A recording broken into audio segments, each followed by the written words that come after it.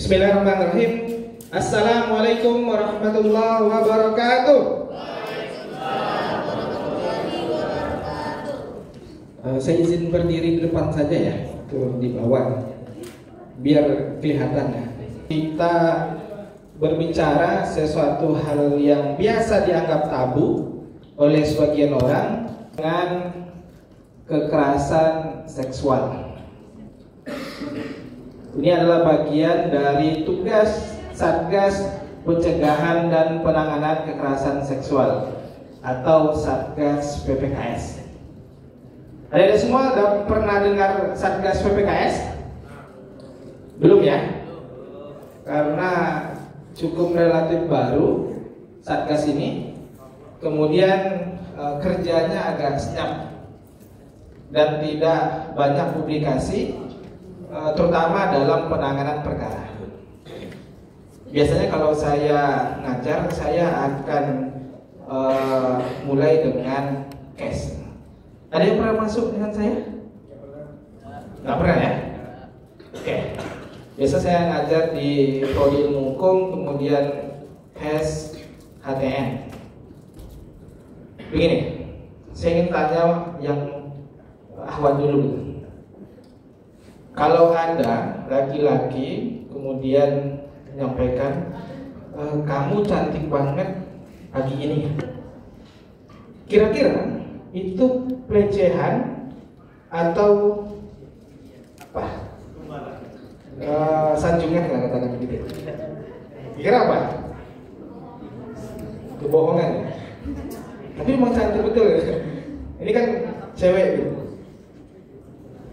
Pujian atau pelecehan? Kira-kira pujian ya. Kalau dia sampaikan kamu cantik banget pagi ini, tapi sekali 5 menit, kira masih pujian? Kenapa yang pertama kamu dianggap itu adalah pujian, kemudian yang berikutnya sekali 5 menit dianggap bukan pujian? Kira kenapa? Nggak tahu. Apalagi kalau dia menyampaikan kamu cantik banget pagi ini sambil kedip mata. Itu pujian atau pelecehan? Pelecehan. Kenapa itu dianggap pelecehan? Karena mengganggu kenyamanan. Betul kan? Nyaman nggak Anda kalau ada mahasiswa kemudian kedip-kedip mata gitu? Enggak kan? Enggak. Maka ketidaknyamanan itu bagian dari pelecehan seksual. Walaupun hanya kata-kata seperti itu. Bahkan ada lagi kata-katanya yang mungkin agak syariah. Assalamualaikum cantik. Nah, itu juga bagian. Kalau nadanya, kalau assalamualaikum kan beda. Kira-kira bisa bedakan ya? Mana pujian, mana pelecehan. Oke. Nggak kelihatan, bisa perbesar. Operator, apa itu Satgas PPKS? Kan ini masih relatif baru di Universitas Riau, padahal di kampus-kampus lain Satgas PPKS sudah eksis gitu. Kalau kita masih baru. Sebelumnya bisa dibaca? Enggak. Yang belakang lagi. Satgas PPKS adalah satuan tugas di bawah Pusat Studi Gender dan Anak Universitas Riau yang dibentuk berdasarkan amanat Permendikbud nomor 30 tahun 2001 untuk memastikan lingkungan kampus yang aman dan bebas dari kekerasan seksual. Yang sebelumnya dibentuk ULT, Unit Layanan Terpadu. Kemudian tahun 2004 dibentuk Satgas PPKS. Masyarakat UIN Suska mencakup ini. Ruang lingkup kerja Satgas ini adalah masyarakat UIN Suska Riau. Siapa saja? Ada dosen, ada mahasiswa, tenaga kependidikan, satuan pengamanan, petugas kebersihan di lingkungan kampus. Itu adalah wilayah dan menjadi subjek dalam penanganan Satgas PPKS. Jadi kita kenalan dulu dengan Satgasnya. Ruangannya ada di PSGA. Tahu PSGA? Pusat Studi Gender dan Anak, PIC. Nanti ada hotline. Oke, next. Oke, ini adalah strukturisasinya. Saya berada pada divisi, koordinator divisi penanganan dan advokasi. Jadi Bapak Ibu, adik-adik semua, kalau nanti adik-adik berurusan dengan Satgas, apalagi jadi terlapor, maka adik-adik akan berurusan dengan saya. Saya pastikan setiap laporan yang sampai kami akan kami tindak lanjuti. Apakah itu mahasiswa, kemudian tenaga pendidik, bahkan dosen sekalipun, kita akan lakukan investigasi. Pengalaman kita sudah menyidangkan 2 orang dosen. Tapi adik-adik nggak tahu kan? Karena memang informasinya tidak kita publish. Bahkan sekarang sejak kita menangani kekerasan seksual di kampus, kita sudah rekomendasikan untuk men-DO mahasiswa sebanyak 2 orang karena terbukti melakukan kekerasan seksual. Bagaimana bentuknya nanti kita sampaikan. Oke, next. Oke, ini adalah tugas pokok dan fungsi Satgas. Yang pertama adalah pencegahan. Hari ini yang kami lakukan adalah fokus pada sosialisasi, memberikan edukasi kepada adik semua bahwa di Winsuska sekarang sudah ada Satgas. Kemudian setiap tindakan pelecehan seksual di kampus sudah ada tempat pengaduan. Jadi adik-adik yang merasa mendapat perlakuan atau dilecehkan, maka punya hak untuk melaporkan. Tapi kami ingin supaya semua mahasiswa mendapatkan pengetahuan terkait dengan kekerasan seksual, terutama dalam hal apakah yang didapati itu adalah kekerasan atau tidak. Maka kita fokus pada beberapa program adalah terkait dengan sosialisasi. Yang kedua, penanganan. Setiap laporan, kan ada pelaporan, ada penanganan. Setiap laporan yang masuk, baik dilaporkan oleh korban atau dilaporkan oleh orang lain atau dilaporkan oleh pihak prodi, pihak fakultas. Bahkan pelapornya tidak hanya pihak UIN. Kita pernah dapat laporan dari lawyer, dari pengacara, yang korbannya anak UIN. Ini korbannya tidak hanya anak UIN, tapi pelakunya mahasiswa UIN. Kita pernah dapat laporan dari UNRI.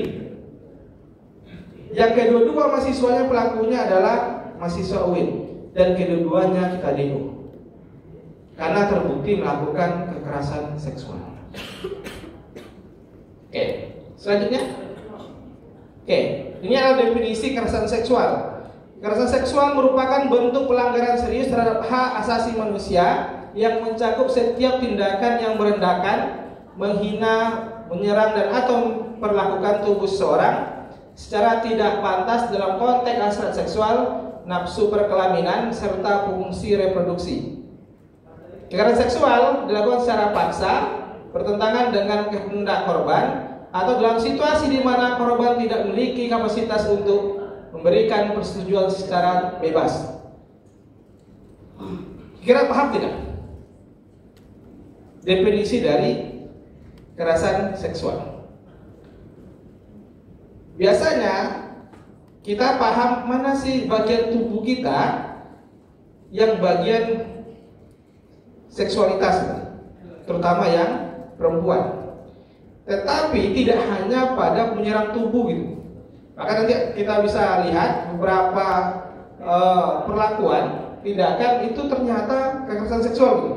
Kemungkinan dalam keseharian kita, kebiasaan kita itu bukan kekerasan seksual, tetapi ternyata di dalam aturannya adalah kekerasan seksual. Oke, next. Nah, ini bentuk-bentuknya. Yang pertama catcalling. Tahu cat? Apa? Kucing. Calling? Panggilan kucing. Gimana sih orang panggil kucing? Oke.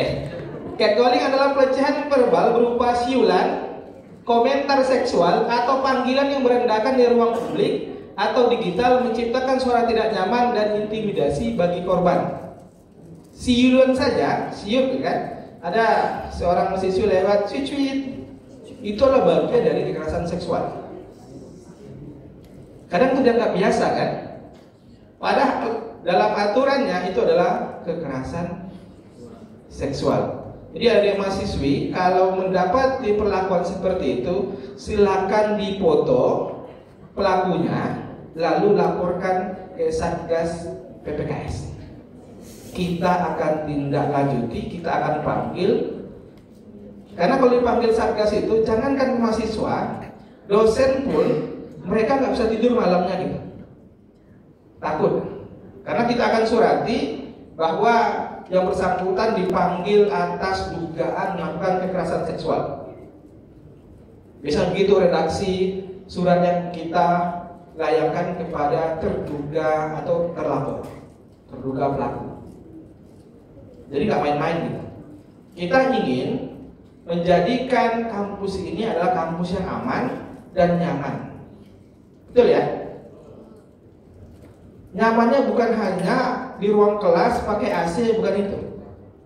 Kan alhamdulillah hari ini rata-rata ruang kelas kita pakai AC ya. Walaupun kadang-kadang jadi aksesoris gitu kan. Tapi alhamdulillah ada AC-nya gitu. Jadi kalau ditanya ada AC-nya ada gitu. Karena yang paling bagus itu ruangan saya ngajar gitu. Ruang peransum AC-nya 3. Tambah kipas angin 2. Paling nyaman. Jadi Anda nggak beruntung karena nggak kuliah dengan saya. Oke, selanjutnya ada pelecehan seksual. Tindakan fisik menyentuh tanpa izin maupun non fisik, ucapan pesan seksual baik langsung maupun melalui media digital, tujuannya merendahkan atau mempermalukan korban, dapat menyebabkan trauma psikologis berkepanjangan. Kekerasan seksual tidak hanya dilakukan langsung, tapi bisa melewati media, baik chat gitu. Jadi ada kalau chatnya yang bernada seksual, maka itu bagian dari kekerasan seksual. Hati-hati, yang terutama yang laki-laki. Karena 95% dari peristiwa kekerasan seksual pelakunya adalah laki-laki, korbannya adalah perempuan. Yang 5%-nya korbannya siapa? Laki-laki. Kok bisa? Karena jeruk makan jeruk. Paham ya? Karena jeruk makan jeruk. Saat ini kita sedang tangani satu laporan yang jeruk makan jeruk. Tapi bukan laki-laki, tapi perempuan. Mahasiswa UIN, mahasiswa kita. Nanti sebenarnya jam 10 saya sedang lakukan investigasi terkait dengan laporan itu. Tapi karena sosialisasi saya minta kawan-kawan di Satgas yang memulainya. Kita udah periksa pelapornya. Sekarang hari ini kita periksa saksinya. Mungkin seminggu lagi kita akan periksa terlapornya. Jeruk makan jeruk. Jadi bisa terjadi bukan hanya lawan jenis, sesama jenis pun ada dugaan kekerasan seksual, dan itu terjadi di kampus kita tercinta. Luar biasa. Jadi adik-adik sekalian, saya ingin sampaikan begini. Setiap kekerasan seksual yang adik-adik lihat atau alami, jangan diam, speak up, sampaikan. Karena kalau diam, maka tidak akan mendapati hasil keadilan. Jadi kalau laporkan, maka keadilan mulai berjalan. Tapi kalau diam, maka kemungkinan akan ada korban selanjutnya. Karena ada kadang posisi relasi kuasa yang tidak seimbang. Contoh begini, ada dua perkara yang kami tangani, pelakunya dosen. Siapa yang ini belum ada bimbingan ya? Bimbingan skripsi belum? Yang setoran ayat? Udah ya? Hati-hati adik-adik sekalian terkait dengan interaksi adik dengan dosen. Karena dari pengalaman kami menangani perkara, ada dosen yang bimbingan setoran ayat berdua dengan mahasiswa di tempat yang sunyi, berdua gitu. Lalu terjadi kekerasan seksual, seperti dipegang tangannya, dilus tangannya gitu, bahkan dipeluk gitu. Itu adalah bagian dari kekerasan seksual. Dan itu ketika terjadi, mahasiswanya sulit untuk melaporkan. Kenapa? Ada relasi kuasa yang timpang antara dosen dan mahasiswa. Kalau saya laporkan, ini ancaman bagi saya. Ini saya terancam nih. Nanti setoran ayat saya bagaimana? Kan begitu kan? Jangan takut adik sekalian bahwa kita melindungi, menjamin perlindungan terhadap korban. Jangan takut.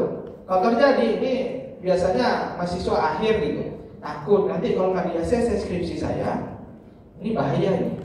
Jadi kalau saya laporkan dosen ini, saya juga bisa dipersulit, kan begitu kan? Hilangkan perasaan itu, laporkan saja. Kalau memang terbukti, maka kalau hanya terkait dengan bimbingan, bisa diganti bimbingan. Kalau terkait PA, kita bisa ganti PA. Kita ingin yang bersangkutan mempertanggungjawabkan tindakannya. Sepakat ya? Kalau ada dosen yang melakukan kekerasan seksual, sekecil apapun, silakan dilaporkan. Karena ada dosen yang bimbingan mahasiswanya ke rumah gitu. Ini hati-hati lagi, terutama yang perempuan.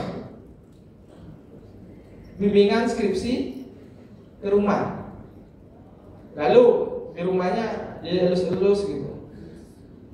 Nampaknya sederhana gitu, sambil ngasih tahu, dilus pahanya. Dan nggak begini caranya buat instrumennya gitu. Dan itu kekerasan seksual. Dan itu terjadi. Pelakunya dosen kita. Kita nggak ingin ini berulang nih. Dan adik-adik sekalian jadi korbannya. Kalau pernah menjadi korban, saya akan laporkan. Ini udah pernah terjadi gitu, atau adik pernah menjadi korbannya, silakan laporkan. Jangan takut. Lakukan speak up. Oke, kemudian ada eksploitasi seksual. Terjadinya ketika seorang dipaksa, ditipu atau dimanipulasi untuk melakukan tindakan seksual yang menguntungkan pihak lain, baik secara finansial maupun non finansial.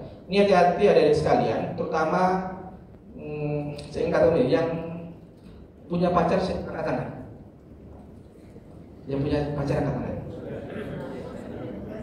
Oke. Good, ada satu orang. Atau begini, yang nggak punya pacar angkat tangan. Karena kalau yang punya pacar angkat tangan, nggak ada yang angkat tangan. Tapi yang nggak punya pacar angkat tangan. Satu, angkat lebih tinggi. Karena baru jam 10. Kalau jam 4 angkat tangan agak berbahaya. Oke, hampir sepertiga yang nggak pacaran. 2/3-nya Anda punya somebody spesial.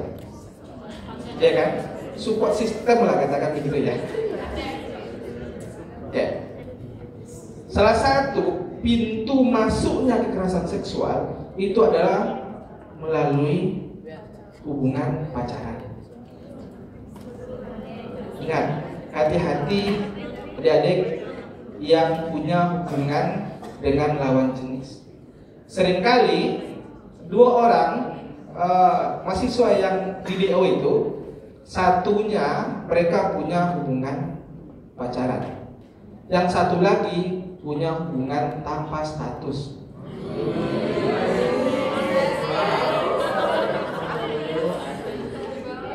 Tak punya hubungan tanpa status, tapi melakukan hubungan suami istri.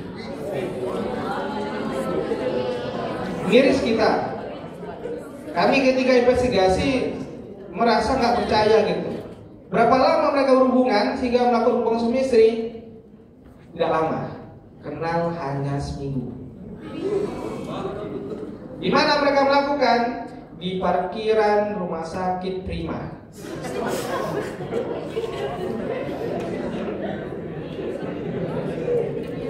Di dalam mobil. Nih, saya pesan betul kepada adik saya yang mahasiswi gitu, yang punya pacar, lindungi harga diri Anda, lindungi tubuh Anda, karena tubuh Anda adalah otoritas penuh Anda gitu. Yang paling bertanggung jawab menjaganya adalah adik-adik sekalian. Jangan biarkan tubuh Anda dilecehkan oleh siapapun, terutama adalah pacar. Jadi beruntung mereka yang jomblo. Dan jangan bangga Anda yang punya pacar, karena Anda punya potensi sangat besar menjadi korban pelecehan seksual. Karena pengalaman kami begitu, menangani. Dan pelakunya pasti laki-laki. Oke, next. Kemudian ada bentuk kekerasan seksual itu ada perkosaan, pencabulan, penyiksaan seksual, pemaksaan kehamilan, pemaksaan aborsi, pemaksaan pelacuran, perbudakan seksual. Oke, next. Ini sanksi. Jadi sekalian, setiap laporan yang kita proses sampai hari ini itu yang paling berat terhadap mahasiswa adalah DO. Bahkan ada yang tinggal ujian skripsi.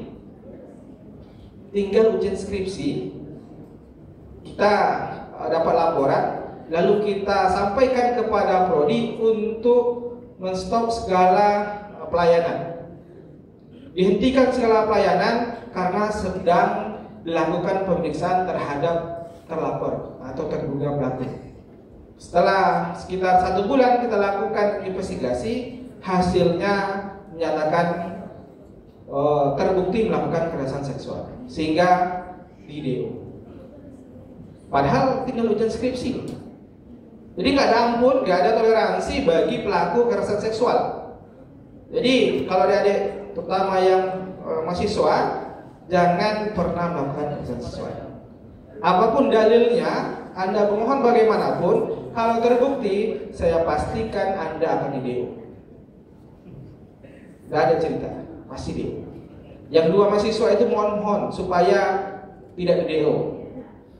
Yang pertama itu dia anak yatim, ibunya sedang sakit, gak ada cerita, pokoknya DO. Jadi saya tekankan betul, jangan sampai adik-adik menjadi pelaku, apalagi korban. Bagaimana sanksinya? Ada yang sanksi ringan. Jadi catcalling tadi adalah bentuk kekerasan seksual yang mungkin ringan gitu bentuknya, siulan gitu. Tapi kalau dilaporkan, kita akan panggil, kita akan rekomendasikan kemungkinan sanksi ringan. Kalau pertama mungkin teguran. Tapi kalau tidak berubah juga, ya boleh jadi ada pernyataan permohonan maaf secara tertulis yang dipublikasikan di internal perguruan tinggi atau media massa. Kemudian ada sanksi sedang, ada skorsing. Ini yang dapat beasiswa, hati-hati nih. Kita bisa rekomendasikan beasiswa dicabut. Ini tampang-tampang yang banyak dapat beasiswa di sini. Alhamdulillah ya. Hati-hati. Kalau Anda jadi pelaku kekerasan seksual, kita pastikan beasiswa Anda dicabut. Oke. Untuk yang lain, untuk dosen yang pernah kita rekomendasikan untuk sanksinya, ada yang teguran tertulis karena kita anggap kekerasan seksualnya tidak berat. Ya kayak tadi, ada yang dia katakan nggak sengaja gitu, tapi mahasiswa nggak terima karena sedang bimbingan, kemudian dia lulus pahanya gitu. Kata nggak sengaja gitu. Tapi itu terjadi, diakui oleh dosen yang bersangkutan. Dan kita nggak tolerir itu. Bahkan ada dosen katakan, saya nggak punya niat gitu. Alibi kah itu atau itu pembelaan diri, tapi dia katakan ke saya, ketika itu saya investigasi, dia katakan sedikit pun saya nggak ada niat untuk melecehkan mahasiswi tersebut. Cuma saya katakan gini, di dalam aturan PPKS itu tidak ada mensyaratkan harus ada niat dari pelakunya. Kan kita orang hukum nih, ya kan? Di dalam aturan tidak mengharuskan adanya niat dari pelakunya. Kalau ada niat itu begini, kalau kita analogikan ke aturan pidana, barang siapa dengan sengaja mengambil barang orang lain untuk maksud dimiliki, diancam dengan pencurian. Itu harus ada niat. Tapi kalau aturannya siapa saja yang setiap orang yang menyentuh, mencium, memeluk, itu aturannya nggak perlu ada niat.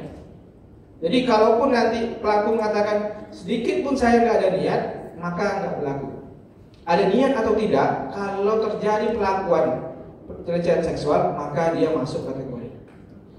Dan bukan alasan pemaaf karena nggak ada niat, nggak ada. Oke.